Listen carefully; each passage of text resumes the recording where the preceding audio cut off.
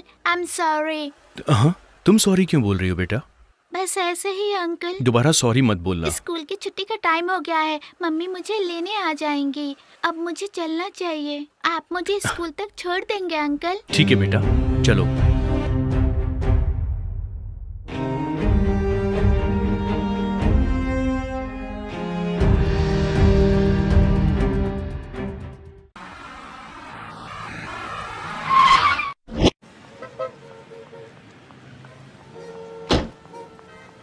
स्वीटी कहाँ है? दिखाई नहीं दे रही। कहीं घर तो नहीं चली गई? वॉचमैन को फोन करके पूछती हूँ। वॉचमैन, स्वीटी घर आ गई है क्या?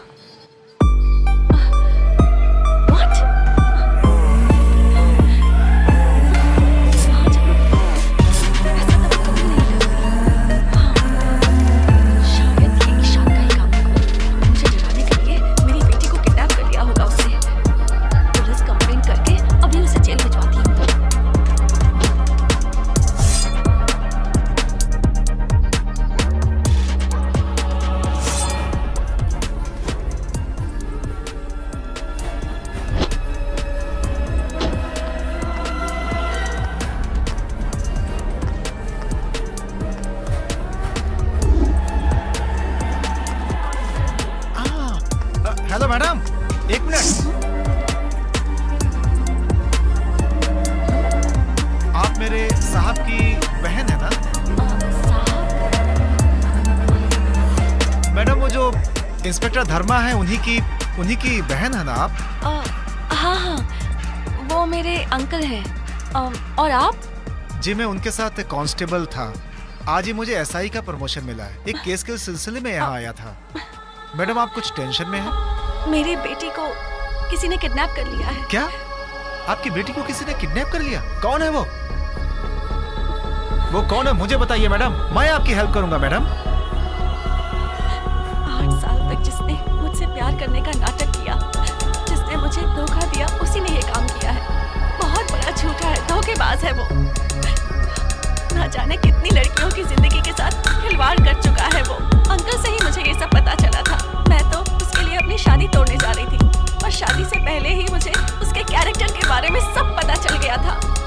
इतने सालों से वो मुझसे दूर था, लेकिन अब वो यहाँ तक आ चुका है। पता नहीं कैसे मुझे ढूंढ लिया। मैंने उससे कहा था कि तुम यहाँ से चले जाओ, मुझे तुम्हारा चेहरा भी नहीं देखना है। उसे गालियाँ भी दी। शायद इसी वजह से मुझे डराने के लिए उसने मेरी बेटी को किडनैप कर लिया है। He is a rascal. मुझे मेरी बेटी चाहिए।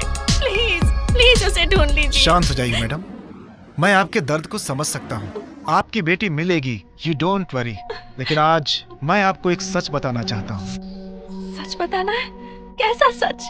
मैडम, शादी से एक रात पहले आपको अपने अंकल से उस लड़के की सच्चाई पता चली थी ना? उस रात वहाँ पर मैं भी था। शायद आपने मुझे देखा नहीं होगा मैडम। क्या कहा?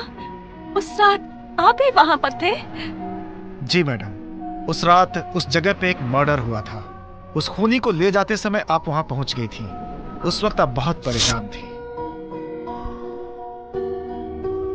अपने अंकल के पास आकर जिस लड़के से प्यार करती थी उसके बारे में पूछ रही थी, और वो लड़का खूनी हमारे साथ ही था। जब आप उस लड़के की फोटो लाने के लिए अपने घर गई थी,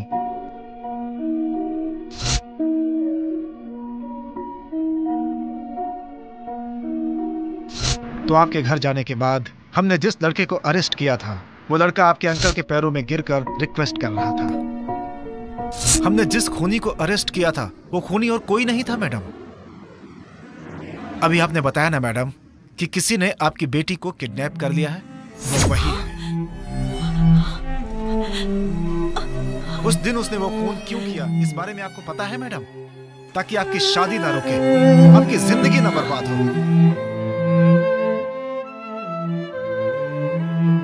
8 सालों तक जो शख्स आपके सामने नहीं आया और इतने सालों के बाद आपके सामने आया, तो सोचिए मैडम, उसने कितने दुख झेले होंगे मैडम। सच कह रहा हूं, क्या आप उसके दुख को महसूस कर सकती हैं मैडम? जेल की सलाखों के पीछे जिंदगी गुजार दी सिर्फ आपकी खुशी के लिए मैडम। आप अपनी जिंदगी में खुश रहे, इसलिए उसने आपके अंकल से अपने बारे में झूठ बोलने के लिए कहा। लेकिन आपकी नजरों में वो धोखेबाज है, ऐसा आप गलत समझ रही हैं मैडम। उसके खूनी बनने और जेल जाने की वजह आप हैं।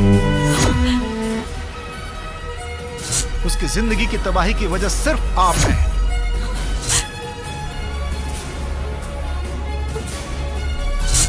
दूसरों की खुशी के लिए खुद को कुर्बान कर देने वाले इस दुनिया में आखिर कितने लोग होते हैं मैडम?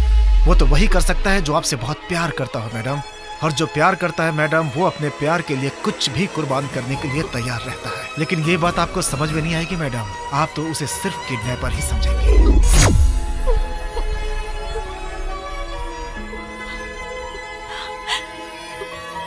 कभी गलती से भी तुम मेरे सामने आ गए ना तो देख लेना, तुम पर बलात्कार का केस करके तुम्हें जेल भिजवा दूंगी, फिर जेल में सड़ते रहना।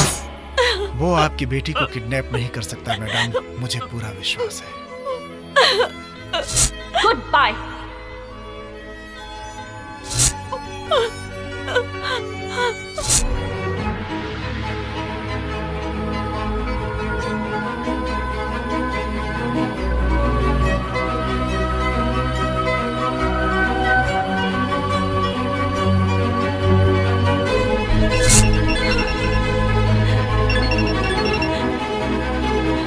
हेलो मम्मी, मैं स्वीटी बोल रही हूँ। स्वीटी कहाँ हो तुम? कहाँ हो तुम बेटा? सुबह जिस अंकल को आप चीटर बोल रही थी ना, वो चीटर नहीं है मम्मी, वो बहुत अच्छे इंसान है। सुबह गाड़ी में आपने जो कहानी बताई थी वो आपके फ्रेंड की कहानी नहीं है, वो आपकी अपनी कहानी है। मैं अच्छे से जानती हूँ मम्मी, वो अंकल बहुत अच्छे इंसान है मम्मी। अब मैं आपको ज्यादा परेशान नहीं करूँगी, आप प्लीज अंकल को बुलाकर उनसे बात करिए ना, please mummy, please please mummy. ठीक है बेटा, लेकिन अभी तुम कहाँ हो? ऐसी बात है तो आप पीछे मुड़ के देखिए।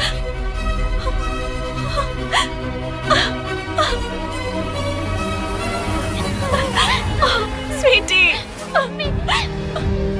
कहाँ चली गई थी तुम? हाँ? अंकल मोबाइल देके चले गए, आपके लिए इसमें कोई मैसेज है, देखिए ना। नंदिनी, मेरी जिंदगी में मैंने कभी किसी से कोई लगाव नहीं किया, कोई प्यार नहीं किया। बस मेरी सिर्फ एक ही ख्वाहिश थी कि तुम्हें प्यार करूं और जिंदगी भर सिर्फ तुम्हें ही प्यार करूं। तुम्हारी शादी होने से पहले मैंने जो खून किया था उसकी वजह क्या है ये तुम्हें पता नहीं। मैं तो बस इतना चाहता था कि शादी के बाद तुम्हें खुशहाल जिंदगी बिताओ। अफसोस की बात है कि आज ऐसा नहीं हो रहा है और ये जानकर मुझे बहुत दुख है। मैं तुमसे मिला मगर मेरा इरादा तुम्हें परेशान करने का बिल्कुल नहीं था। मैं कभी भी ये नहीं चाहता कि तुम्हारी खुशियों के बीच मैं एक दीवार बन के खड़ा हो जाऊं। मेरे चेहरे को देखकर तुम्हें तकलीफ हुई है, उसके लिए मैं माफ़ी चाहता हूँ। मैं तुमसे वादा करता हूँ कि कभी भी तुम्हारे सामने नहीं आऊँगा और ना ही कभी तुम्हें अपना चेहरा दोबारा दिखाऊंगा। मैं तुमसे बहुत बहुत दूर चला जाऊँगा नंदिनी, बस अपना ख्याल रखना। Good bye Nandini.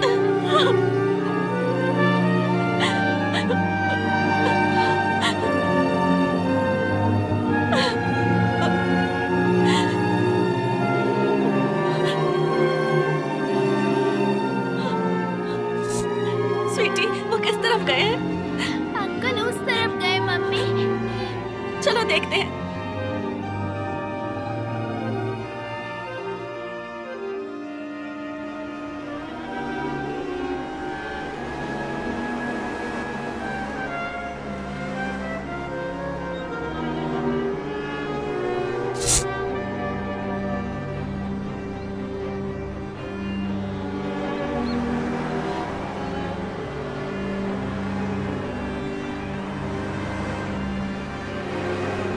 मम्मी